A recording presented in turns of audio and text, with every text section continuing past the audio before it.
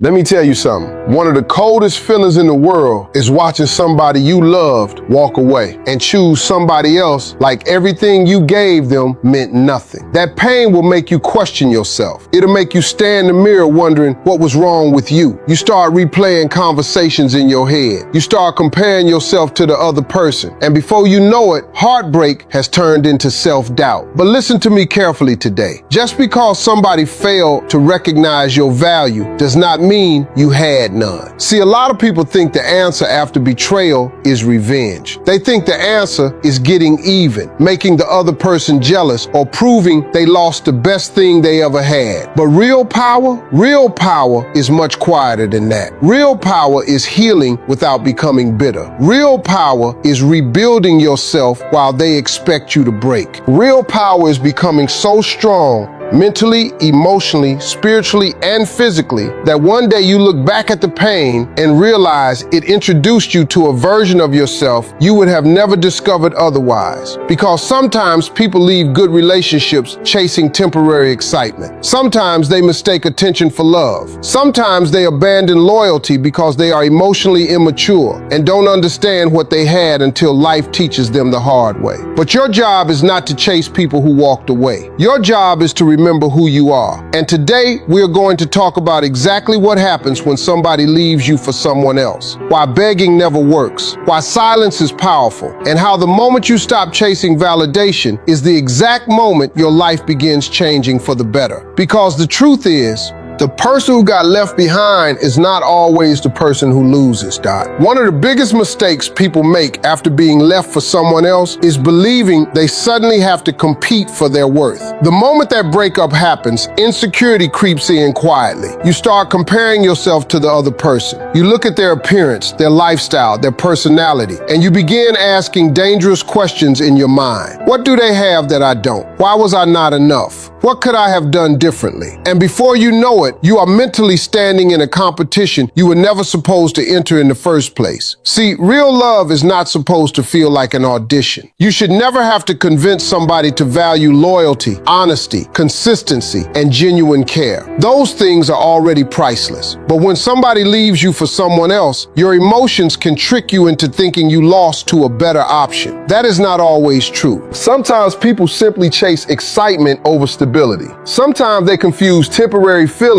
with real connection. And sometimes people walk away from good relationships because they are emotionally immature and don't understand what they already had. But the dangerous part is what heartbreak does to your self-esteem if you allow it. You begin shrinking yourself, trying to understand their decision. You replay every conversation in your head. You overanalyze your flaws. You suddenly become obsessed with fixing things about yourself that never needed fixing. And now, instead of healing, you are trying to earn back validation from somebody who willingly walked away. That will drain your spirit every single time. Because when you start competing for a spot you already deserve, you automatically lower your own value. Think about it. If you were loyal, supportive, loving, patient, and genuine, why should you have to beg somebody to recognize that? Why should you have to prove your worth after already giving your heart honestly? The truth is, the right person does not need to be convinced to appreciate you. Mature love recognizes value naturally. Now, that does not mean you are perfect. Nobody is. Every relationship has areas that can improve. But there is a difference between healthy self-reflection and self-destruction. Healthy reflection says, I can grow from this. Self-destruction says, I wasn't enough. And those are two completely different mindsets. You cannot allow another person's choices to become your identity. Sometimes people leave because they are chasing fantasy. They see something new and exciting and mistake that temporary rush for happiness. But temporary excitement fades. Reality always shows up eventually. And when it does, many people realize too late that they traded something real for something temporary. But by then, the person they left behind has either become stronger or completely broken. And this is where your mindset matters most. You have to stop seeing yourself as someone who got replaced. Human beings are not objects. Love is not a ranking system. Somebody choosing another path does not erase your value. It only reveals their priorities, their maturity level, and their emotional capacity at that moment. The strongest thing you can do after betrayal is refuse to compete. Do not fight for attention. Do not beg for explanations. Do not chase closure from somebody committed to misunderstanding your worth. Do not turn yourself into somebody else just to be chosen. Because the moment you abandon your dignity trying to hold on to somebody, you begin losing the very qualities that made you valuable in the first place. Confidence is attractive. Self-respect is powerful. Emotional control is unforgettable. And nothing confuses people more than someone who chooses peace over desperation. See, many people expect heartbreak to make you collapse. They expect you to cry publicly, react emotionally, and lose your confidence. But when you quietly focus on yourself instead, something powerful happens. Your energy changes, your posture changes, your mindset changes. You stop looking for validation outside yourself. And that is when healing truly begins. Because the goal is not to win them back. The goal is to never lose yourself again. You have to remember who you were before you started tying your worth to another person's approval. You have to reconnect with your confidence, your purpose, your peace, your discipline, and your identity outside the relationship. The moment you realize your value is not dependent on being chosen by one person, you become emotionally free. And here's the truth nobody talks about enough. The person who walks away is not always the winner. Sometimes the real winner is the person who got hurt, healed, learned, evolved, and came back stronger than ever. The person who rebuilt their confidence instead of chasing validation. The person who discovered their own worth after somebody else failed to appreciate it. That kind of growth changes your entire life. Because once you truly understand your value, you stop begging for seats at tables you already brought greatness to. One of the most powerful things you can learn after heartbreak is this. Silence has a different kind of strength. Most people think power comes from shouting, arguing, exposing, or proving a point. But when somebody hurts you, especially when they leave you for someone else, emotional reactions become predictable. People expect tears. They expect begging. They expect long messages, emotional breakdowns, angry phone calls, and desperate attempts to hold on. That is the reaction most people prepare themselves for. But what truly unsettles people is calmness. When somebody walks away expecting you to collapse and instead they see you standing in self-respect, something changes psychologically. Your silence forces them to sit with their own choices. It removes the emotional control they thought they had over you. See, many people gain confidence from knowing they can still affect your emotions whenever they want. They expect access to your pain. They expect to see evidence that you are still emotionally trapped. But when you stop performing heartbreak for the world and start healing privately, you create a kind of mystery they cannot control. That does not mean pretending you are not hurt. Let's be honest, betrayal hurts deeply. Anybody telling you otherwise is lying. When somebody you trusted chooses another person, it can shake your confidence and make you question everything. But emotional maturity is not about avoiding pain. It is about learning how to carry pain without letting it destroy your dignity. There is a difference between expressing emotions and surrendering your self-respect. Some people react emotionally because they believe if they explain enough, cry enough, or fight hard enough, the other person will suddenly realize their value and come back. But you cannot convince somebody to appreciate what they were willing to risk losing. Real realization usually happens in absence, not arguments. That is why silence becomes powerful. Silence gives you space to think clearly instead of emotionally. It protects you from saying things you will regret later. It prevents you from chasing people who already made a decision. And most importantly, silence allows healing to begin. See, every time you constantly check their social media, send emotional paragraphs, or try to monitor their new relationship, you reopen your own wounds. You stay emotionally connected to somebody who is no longer protecting your heart. That attachment keeps you stuck in pain longer than necessary. But silence breaks that cycle. Silence says, I will not beg for what should have been freely given. Silence says, I refuse to lose my dignity trying to keep someone who already let go. Silence says, I am hurting, but I am still in control of myself. And let me tell you something important. People pay attention to energy more than words. Anybody can say they are doing fine. But when somebody sees you becoming calmer, more focused, more disciplined, and emotionally grounded after heartbreak, that creates impact. Your growth starts speaking louder than your pain ever could. That is why emotional control is one of the rarest forms of strength today. We live in a world where people react instantly. They post every emotion online. They seek validation for every wound. They make emotional decisions in temporary moments of pain. But the people who truly grow are the ones who learn how to process emotions privately while rebuilding themselves publicly. And understand this clearly. Silence is not weakness. Weakness is losing yourself trying to force someone to love you correctly. Weakness is abandoning your dignity for temporary attention. Weakness is allowing heartbreak to turn you bitter, desperate, or self-destructive. But silence with purpose, that takes discipline. Because there will be nights you want answers. There will be moments you want revenge. There will be times you want them to feel your pain. But healing begins when you stop making your life about their reaction. You stop trying to prove your worth.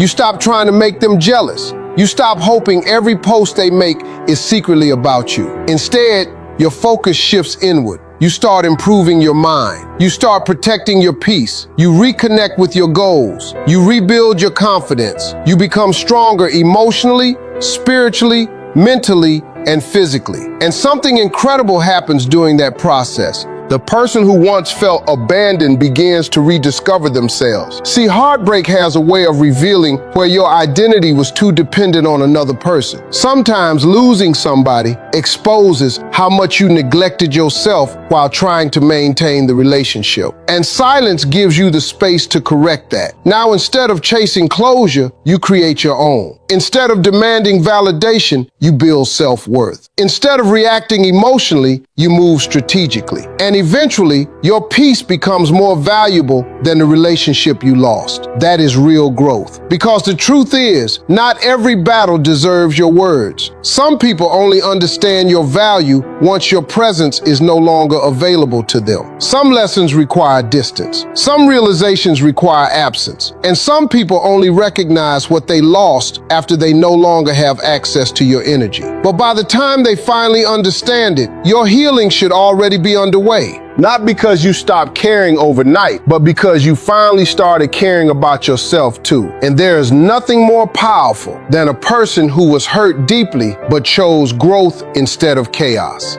One of the hardest truths to accept after somebody leaves you for someone else is that your healing cannot depend on whether they come back. A lot of people stay emotionally stuck because deep down, they are still waiting for validation from the same person who hurt them. They say they want peace, but secretly they want revenge. They say they are moving on, but emotionally they are still hoping for a text message, an apology, or some dramatic realization where the other person finally understands their value. And listen carefully, as long as your happiness depends on somebody else regretting their decision, you are still emotionally attached to the pain. That is why emotional independence is so powerful. Emotional independence means your peace no longer depends on another person's choices. It means you stop allowing somebody else's actions to control your confidence, your mood, your self-worth, and your future. And that kind of freedom changes everything. See, heartbreak makes people do dangerous things emotionally. Some people become obsessed with proving they were the better option. Others try to make the person jealous. Some jump into new relationships just to avoid loneliness. And many spend months or years replaying old memories instead of building a new life. But the strongest people eventually realize something important. Chasing validation from the person who broke you will never truly heal you. You cannot build self-worth through somebody else's approval. That is temporary. Real confidence is built internally. It comes from knowing who you are, even when somebody fails to appreciate you. It comes from understanding that rejection does not define your value. And most importantly, it comes from learning how to stand emotionally on your own feet. Now, let me be clear. Emotional independence does not mean you stop loving people. It does not mean you become cold, detached, or incapable of relationships. It simply means you no longer lose yourself inside them. That is the difference. Too many people make relationships their entire identity. Their happiness becomes dependent on texts, attention, reassurance, and constant validation. So when the relationship ends, they feel empty because they forgot how to exist outside of that emotional attachment. And heartbreak forces them to face themselves again. That is why this season of pain can actually become one of the greatest transformations of your life if you handle it correctly. Instead of spending all your energy trying to figure out why somebody left, start asking yourself better questions. What parts of yourself did you neglect? What dreams did you put on hold? How much of your peace did you sacrifice trying to keep somebody happy? How often did you ignore your intuition? How much of your identity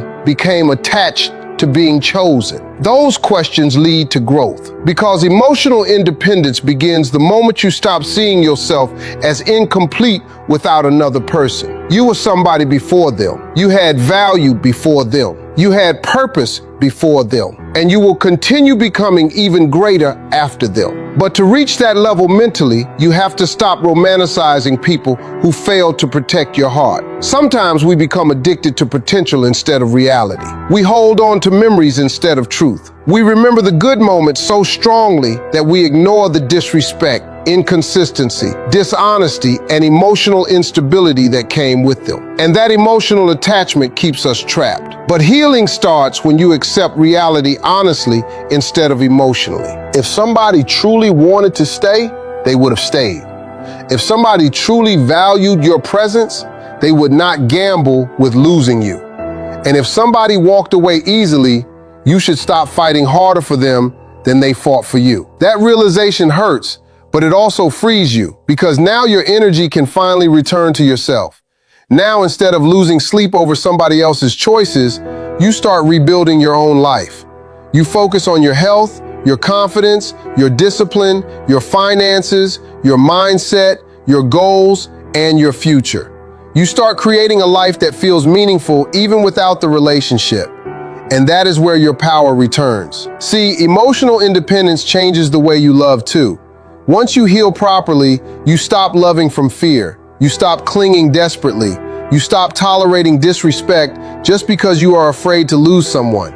You begin approaching relationships from a place of confidence rather than emotional survival. That changes everything, because now you understand something deeply. Love should add to your life, not become your entire life. And let me tell you something beautiful about emotional independence. It makes you magnetic, not because you are pretending not to care, but because you genuinely stop chasing validation. Your energy becomes calmer. Your confidence becomes quieter. Your standards become stronger. You no longer beg for attention because you already recognize your own worth. And ironically, that is often when people who underestimated you begin noticing your value again. But by then, something inside you has changed. You are no longer desperate for their return. You are no longer emotionally controlled by their decisions. You are no longer waiting for closure to move forward, because you finally understand this truth. The best revenge is not making somebody suffer. The best revenge is becoming so emotionally strong, peaceful, and fulfilled that their absence no longer controls your happiness. That is real freedom. And once you experience that kind of peace, you will never again abandon yourself just to keep somebody else die. One thing people rarely talk about honestly is this: relationships that begin with betrayal usually carry hidden cracks from the very beginning. On the surface, everything may look perfect. The pictures look happy. The excitement feels intense. The connection seems passionate and thrilling. And when you are the one who got left behind, it can feel like they rolled off into a better life while you were left alone carrying all the pain. But appearances can be dangerously misleading. What starts in disloyalty often creates instability underneath the surface, because the foundation was built through hurt, secrecy, emotional confusion, and broken trust. And no matter how exciting something begins, a weak foundation eventually reveals itself. See, when somebody leaves one relationship for another, especially through dishonesty or emotional betrayal, they usually carry unresolved habits and character patterns into the new situation. People love believing a new person automatically creates a new character, but that is not how emotional patterns work. If somebody avoids accountability, seeks constant validation, struggles with commitment, or chases excitement over stability, those issues do not magically disappear just because there is a new face involved. Eventually, reality arrives. And when reality enters the room, fantasy starts losing its power. In the beginning, the relationship may feel exciting because it is fueled by adrenaline, secrecy, ego, and emotional intensity. There is novelty, there is temptation, there is the illusion that this new connection is somehow more special because it was worth risking everything for. But over time, normal life begins to replace fantasy. Now bills exist, stress exists, communication problems exist, insecurities appear, trust issues emerge, and suddenly the same person who betrayed you must now convince somebody else that they can actually be trusted. Think about that. If a relationship started by hurting another person, somewhere in the back of both minds lives a quiet question. If they did this once, could they do it again? That uncertainty slowly creates emotional instability. Now jealousy grows easier. Now reassurance becomes necessary. Now suspicion enters ordinary situations. Now comparison begins. Because guilt and fear have a strange way of haunting relationships built on betrayal. And this is important for you to understand. Their relationship struggling later does not mean you should celebrate their pain. Holding on to bitterness only delays your own healing. The goal is not to sit around waiting for somebody else's downfall. The goal is to understand that what looked perfect from a distance was never as flawless as your heartbreak convinced you it was. When you are hurting, your mind often exaggerates what you lost. You begin imagining that they are happier than ever, more in love than ever, more fulfilled than ever. Meanwhile, you are sitting there questioning your value. But social media does not show emotional reality. People post highlights, not truth. They post smiles, not insecurity. They post moments, not the silent problems happening behind closed doors. And too many people torture themselves, comparing their pain to somebody else's curated image. You have to stop doing that, because while you're busy watching them, life is waiting for you to rebuild yourself. And honestly, that is where your focus should be. Not on whether their relationship survives, not on whether they regret leaving, not on whether karma arrives tomorrow or 10 years from now. Your responsibility is your own growth. See, betrayal creates two choices. It can either make you bitter